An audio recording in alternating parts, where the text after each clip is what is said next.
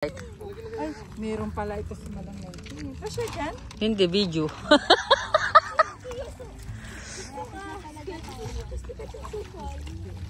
Yung sa may stones, kasi marami yan sa ano.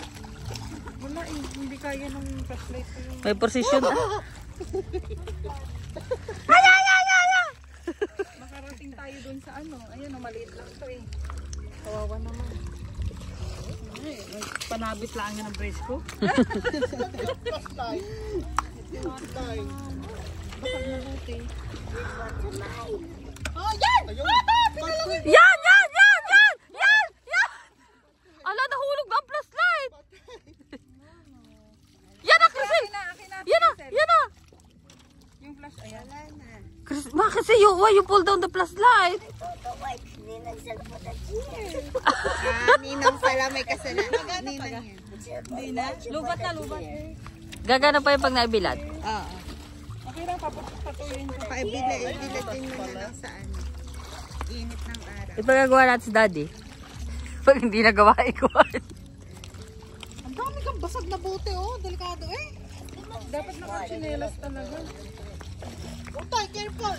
Aray, ang laki. Ano kayo dyan? Crab. Buwan dito si Romilay lagi. Dito siguro sa... Agya ka rin nakahuli lang isa, nagmalaki ka pa.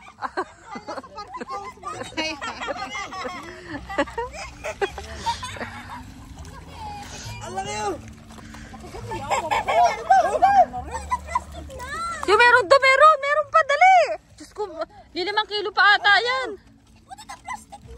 Kinabuksan dito. Ay, dito. Pinapakita niya pa nga sa ating lahat.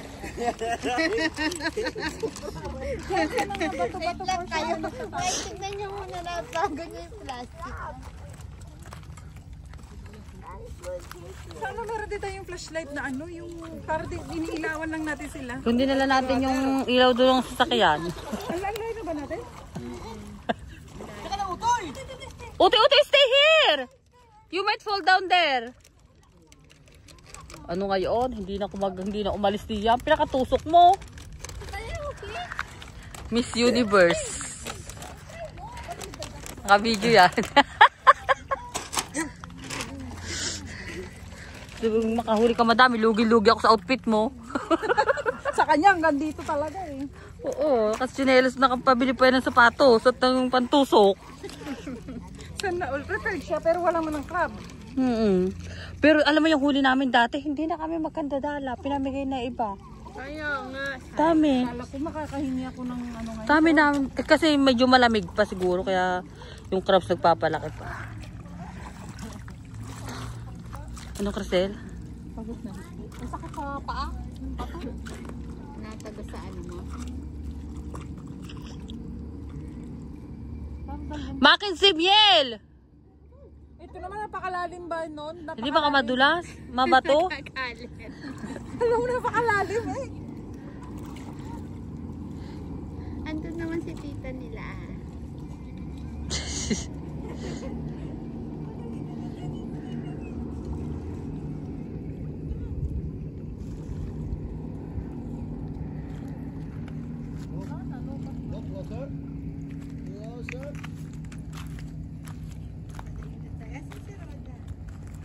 Baka kumubit na.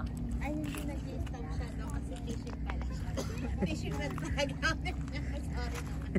Hindi pala siya pwede maglakad. Sabi nang wag na manghuli, tulog pa! Hindi pala siya pwede maglakad-lakad.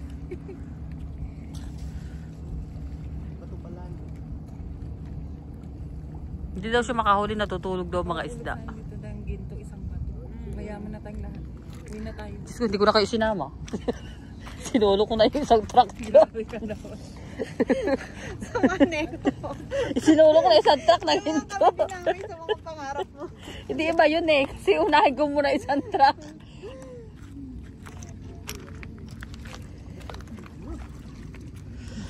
Gigil na yung sa doon. Huwag naman, basta. Ito kasi kayo sa tatay naman gusto.